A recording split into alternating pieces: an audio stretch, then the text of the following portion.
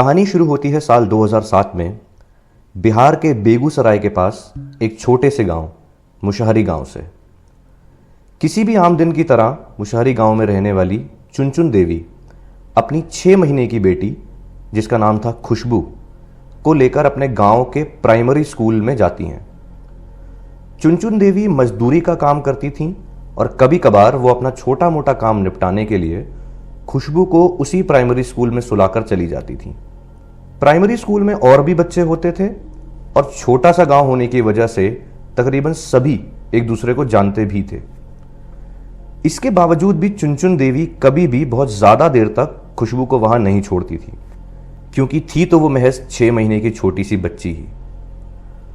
उस दिन भी वो खुशबू को स्कूल में सुलाकर फटाफट अपना एक छोटा सा काम निपटाने के लिए चली गई, पर जब वापस आई तो जहां उन्होंने खुशबू को सुलाया था खुशबू वहां नहीं थी। वो एकदम से घबरा गईं, लेकिन फिर उन्होंने अपने दिल को दिलासा देते हुए कहा कि हो सकता है खुशबू अपनी नींद से उठ गई हो और इस वजह से किसी बच्चे ने या स्कूल के किसी काम करने वाले स्टाफ ने उसे अपने पास रख लिया हो उसे चुप कराने के लिए। उन्होंने खुशबू को ढूंढना शुरू किया। आसपास के बच्चों से पूछा तो उन्होंने बताया कि उन्होंने तो खुशबू को काफी देर से वहां नहीं देखा। घबराकर चुनचुन देवी स्कूल के कर्मचारियों के पास पहुंची, मगर वहां से भी उन्हें यही सुनने को मिला कि उन्होंने भी खुशबू को काफी देर से वहां नहीं देखा और उन्हें लगा कि शायद चुनचुन देवी पहले ही खुशबू को अपने साथ ले गई हैं। यह सुनकर चुनचुन देवी फूट फूट कर रोने लगी। आसपास के सब लोग वहां इकट्ठा हो गए और खुशबू को ढूंढने के लिए गांव भर में घूमने लगे। सबने काफी ढूंढा, मगर खुशबू का कहीं कोई पता नहीं चल रहा था। तभी अचानक गांव के कुछ लोगों ने चुनचुन देवी से कहा कि शायद एक इंसान है जिसे पता हो सकता है कि खुशबू आखिर है कहां। थोड़ी देर बाद मुशहरी गांव के पास भगवानपुर पुलिस स्टेशन में रखे फोन की घंटी बजी। एक पुलिसकर्मी ने फोन उठाया तो उन्हें दूसरी तरफ से बहुत सारे लोगों की एक साथ चिल्लाने की आवाजें आने लगी, जिस वजह से उन्हें कुछ समझ नहीं आ रहा था।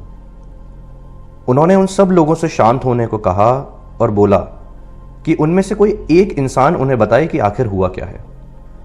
गांव वालों में से किसी एक ने पुलिस को बताया कि उन्होंने एक खौफनाक हत्यारे को पकड़ रखा है और पुलिस तुरंत उनके गांव पहुंचे।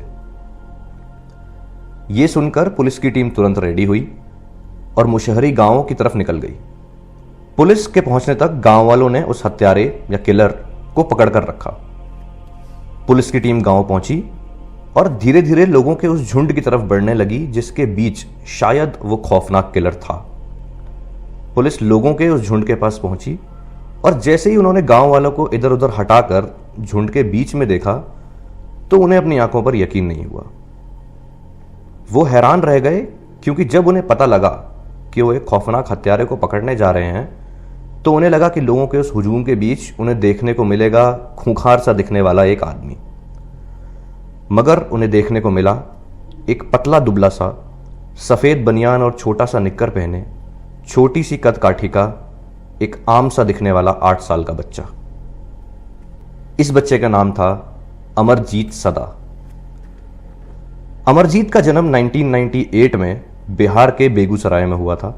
उसके पिता खेतों में काम करते थे, मगर वो कुछ ज्यादा नहीं कमा पाते थे, जिसकी वजह से वो कुछ साल पहले ही मुशहरी गांव में आकर रहने लगे थे और मजदूरी करते थे। उनके साथ उनके छोटे भाई और उनकी पत्नी भी उसी गांव में आ गए और उनके घर के पास ही रहने लगे। पुलिस ने जब गांव वालों से पूरी कहानी साफ साफ जाननी चाहिए, तब चुनचुन देवी ने उन्हें बताया कि उनकी 6 महीने की बेटी खुशबू स्कूल से गायब है और उन्हें पूरा शक है कि इसके पीछे अमरजीत का हाथ है। पुलिस ने जब अमरजीत की तरफ देखा तो उन्हें लगा कि शायद गांव वालों को कोई गलतफहमी हुई है या शायद ये बच्चा उनके साथ कोई मजाक कर रहा है। लेकिन क्योंकि गांव वाले इतना श्योर थे, पुलिस अमरजीत को अपने साथ पुलिस स्टेशन ले आई। इतना छोटा बच्चा अगर पुलिस को देखेगा या पुलिस स्टेशन पहली बार आएगा तो लाजमी सी बात है कि उसके चेहरे पर डर दिखेगा। मगर पुलिस वालों ने नोटिस किया कि अमरजीत के अंदर वो डर दूर दूर तक नहीं था। इनफैक्ट वो पुलिस स्टेशन में एकदम कंफर्टेबल था, आराम से इधर उधर देख रहा था, चीजों को ऑब्जर्व कर रहा था, पुलिस वालों को देखकर स्माइल कर रहा था। जब अमरजीत से पूछताछ शुरू हुई तो स्टार्टिंग में पुलिस वालों ने थोड़ा सख्ती से उससे पूछा, खुशबू कहां है?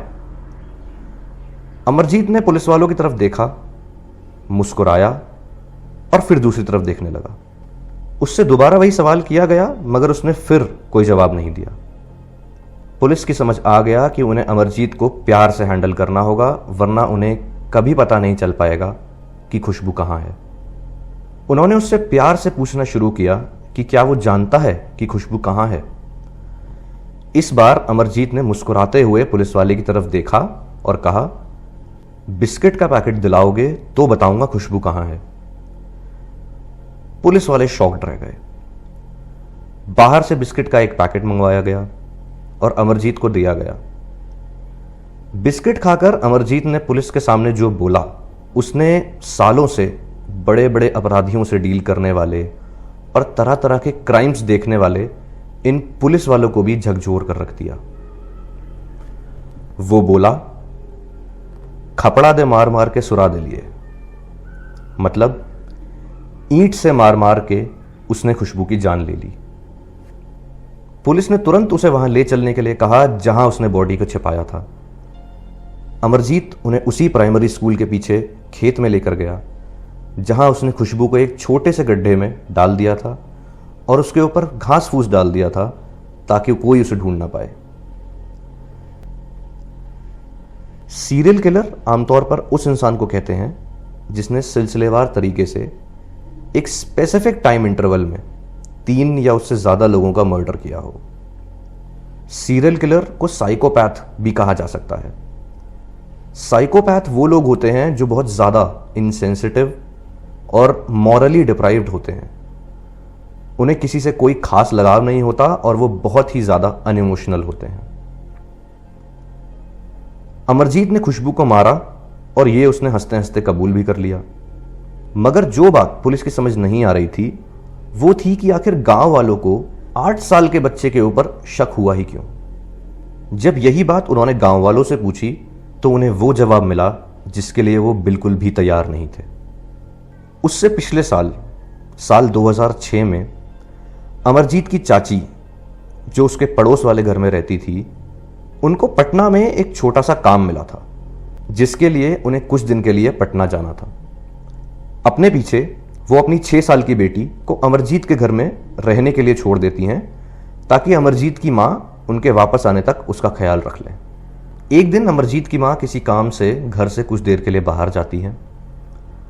अमरजीत की वो 6 साल की कज़न बहन वहां सो रही होती है कि तभी अचानक अमरजीत उसका गला दबाने लगता है। उसकी बहन बहुत हाथ पैर मारती है और अपने आप को बचाने की कोशिश करती है, मगर थोड़ी देर स्ट्रगल करने के बाद वो हार जाती है। अमरजीत उसे बाहर आंगन में लेकर आता है और उसके सर पर ईंट मार देता है। थोड़ी देर बाद जब अमरजीत की मां वापस आई और उससे उसकी बहन के बारे में पूछा तो उसने बिना किसी इमोशन के अपनी मां को बता दिया कि उसने अपनी बहन को मार दिया।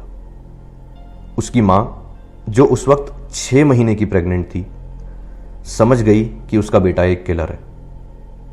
अमरजीत के पिता के शाम को घर आने पर अमरजीत की मां ने अमरजीत की इस हरकत के बारे में उसके पिता को बताया। अमरजीत के पिता ने उसे पेड़ से बांधकर खूब मारा। उसकी चाची के वापस आने पर उन्होंने पूरी बात उन्हें बताई, मगर उनसे पुलिस में रिपोर्ट ना कराने की भीख भी मांगी। उसकी चाची भी मान गई और इसे एक फैमिली मैटर मानकर इसकी रिपोर्ट पुलिस में नहीं कराई।